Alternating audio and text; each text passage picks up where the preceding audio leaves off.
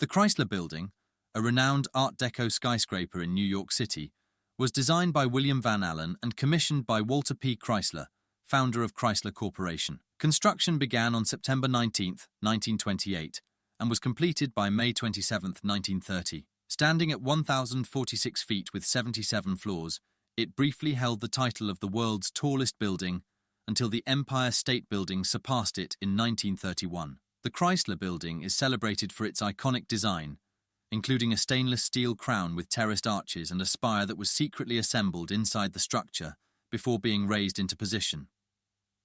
The exterior features eagle gargoyles on the 61st floor, inspired by Chrysler automobile hood ornaments, while the lobby boasts marble, chrome, and Art Deco murals.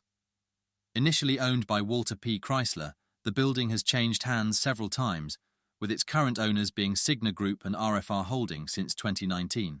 The Chrysler Building, designated a New York City landmark and a National Historic Landmark, remains an architectural icon and continues to function as office space today.